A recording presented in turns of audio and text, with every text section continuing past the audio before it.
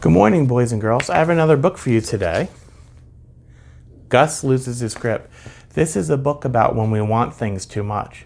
And you know what? We all struggle sometimes with wanting things too much. And this is a good book for that. So let's read through it, okay? Gus loses his grip when you want something too much. I like how all these books begin with a picture of the person's house. And this is Gus's house, built right into the tree. Taste and see that the Lord is good. Oh, the joys of those who take refuge in him. Psalm 34:8. Refuge means like people who go to God for a safe place. So refuge means like a safe place.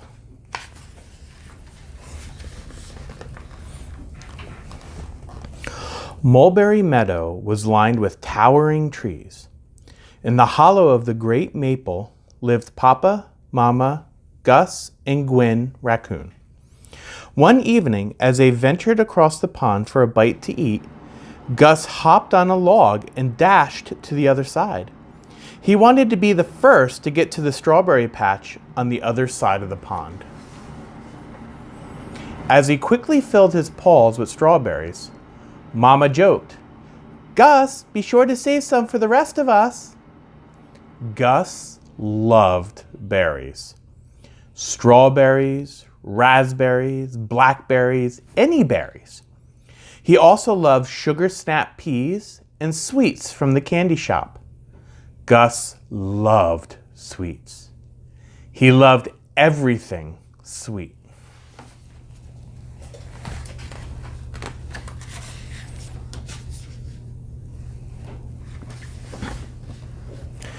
Gwen exclaimed, "These strawberries are great, and tomorrow is Easter. We'll get lots of goodies." Gus paused to picture his basket filled with luscious sweets. He loved Easter. Later that evening, Gus climbed into bed and peeked under his pillow, where he kept his secret stash of sweets. He knew the rules. No candy in his bedroom. But Gus needed sweets, especially before bed. He reached under his pillow. Now, where could they be? He searched inside the pillowcase. He threw back the covers and searched some more. He paced the floor. Where did his candy go?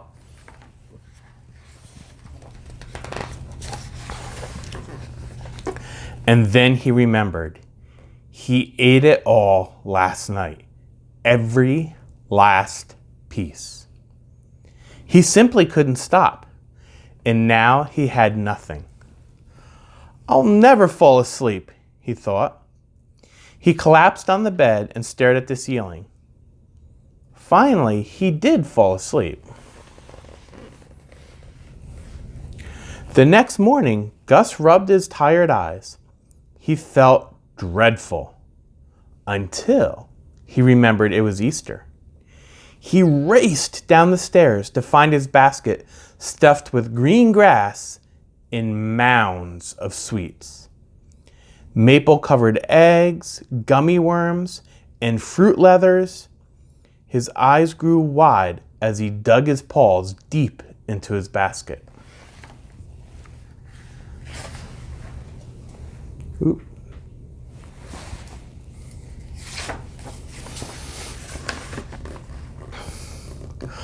Mama said, "Good morning, Gus. Remember, no sweets till after breakfast." Papa's ready to read the Easter story from the great book. Let's gather around the table. As was their tradition, the raccoon family listened to Papa read from the great book, the wonderful story of how God sent his own son, Jesus, to love his people and die for their sins. When Papa got to the best part, "The tomb is empty. Jesus rose from the dead," Gus wasn't really listening. He kept thinking about his sweets. He completely missed the sweetness of the story. As soon as Papa closed the great book and they finished breakfast, Gus rushed to his basket. He devoured an egg. He crammed 3 gummy worms into his mouth. Then he reached for a fruit leather, and Papa said, "All right, Gus, that's enough. It's time to get ready for church."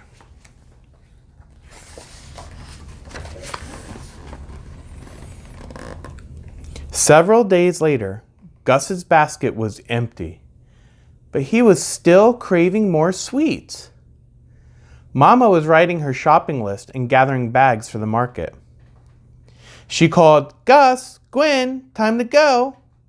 The kits raced down the stairs. Papa said, "I'll meet you there. Gus can help me finish for dinner."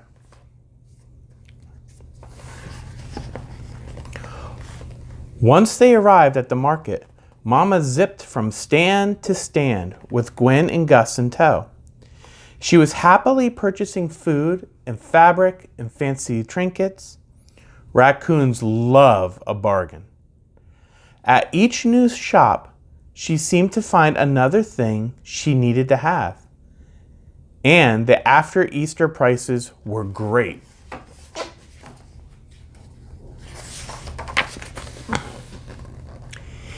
Even Mr. Hogster's candy shop was having a sale. Gus exclaimed, "I'd like some candy." Mama replied, "You have plenty of candy at home."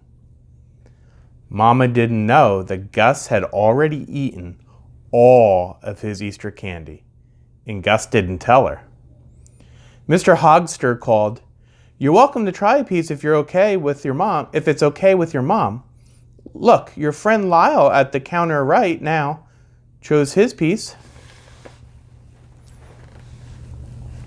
As the moms chatted together and Mr. Hogster helped another customer, they didn't notice what was happening behind them at the candy counter. Lyle was taking more and more samples, filling his cheeks, paws, and pockets to the brim. He winked at Gus, who also began filling his paws. Uh-oh.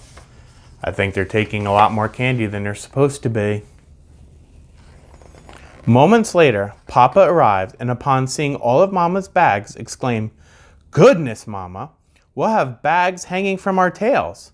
Where are we going to put all this stuff?" Mama replied, "Just a couple more stands to go." Gwen happily trailed behind Mama. Papa held out his paw to Gus and said, "I'm sure the fish are biting. Let's go."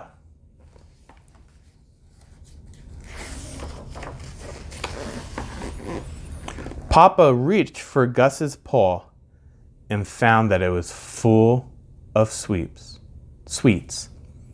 All of a sudden, Gus lost his grip. The candy in his paws dribbled to the ground like a leaking faucet, as if in slow motion, one piece after another. Candy eggs, leathers, gummies, and berries covered the ground, and Gus looked sadly down. He thought, "Now I'm in trouble." And he was. Papa's eyes widened. "How did you get all this candy?" Gus whispered, "Mr. Hogster's store? He told Lyle and me to take one, but then we couldn't stop."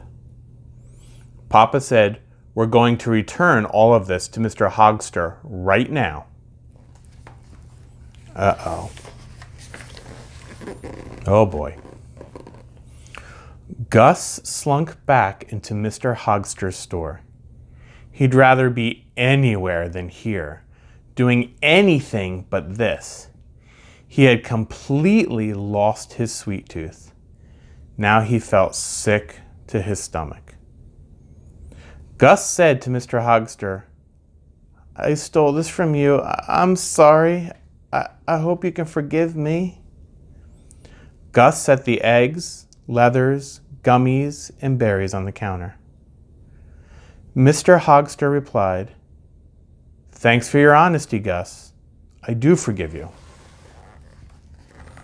As Papa and Gus walked away, Papa noticed a sale sign above Hedgehog's hardware store. 50% off fishing lures. Papa said, "Let's stop in. I just need a couple more lures." After several minutes, Papa filled an entire shopping basket and was eyeing the fly rods. Gus tugged on Papa's paw and Papa said, "Okay, let's go. I'll come back later."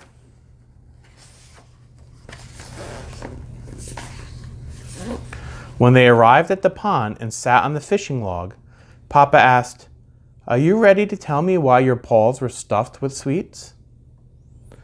Gus looked up at Papa's concerned face. He remembered all of the sneaking around of the last few weeks. The candy in his pillowcase, hiding the wrappers in the morning, and the way he was always thinking about getting more candy. All of a sudden, he was tired of hiding. He told Papa everything. Papa asked, "Did eating all that candy make you happy?" "When I was eating it, I felt great, but then I always wanted more, and I kept thinking about how to get more and more. Now I feel awful," Gus replied. Papa looked at his own bag from Hedgehog's hardware. He looked at his new fishing pole. Then he said, "You're not the only one who wants more and more. I think I can learn a lesson too."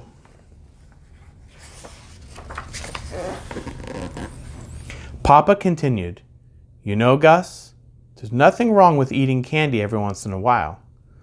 You know, God made sweets for us to enjoy. I think Jesus must have liked sweets too.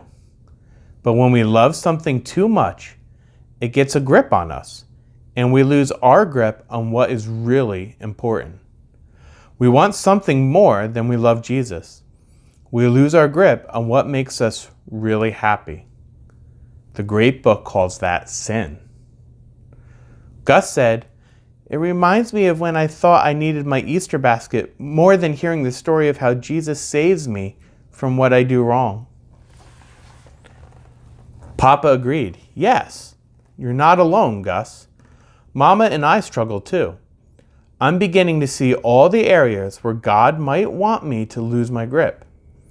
You know that's why we need Jesus. We can't stop eating too many sweets, buying too many trinkets at the market, or buying too many fishing lures and poles without help from Him.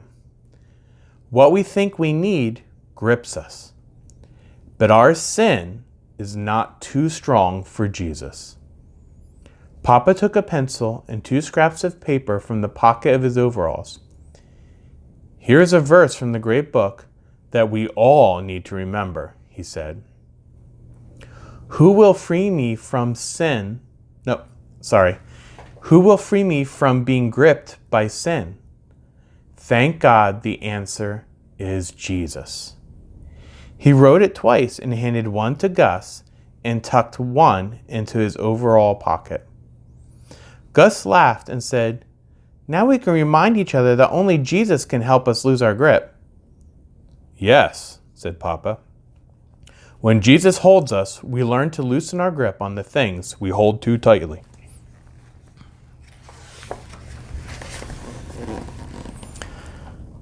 "That's true, Gus. And once we lose our grip on what we want, we can notice all the wonderful, sweet things God has given us to enjoy. The great book says, 'Taste and see that the Lord is good.' Look around at all the things you can see that the Lord has given us." "Well," said Gus slowly, "I can see and hear a bird singing. That's pretty sweet. I can feel a breeze blowing, and that's pretty sweet on a hot day. And having time to fish with you makes me really happy. And there's Mama and Gwen picking strawberries for our dinner," added Papa. "That will taste delicious. So what do you say? Should we continue fishing or do we have enough?" Gus replied, "I think we have just enough," and smiled. And then Mama called from across the pond, "Time for dinner, and dessert is going to be strawberries and cream." Papa and Gus hopped across the pond on the log bridge and joined Mama and Gwen for a sweet family time. The end. You know, a really important part of the story today with Gus was that he learned that Jesus gives us good things. And when we struggle with wanting something too much, we can ask Jesus to help us.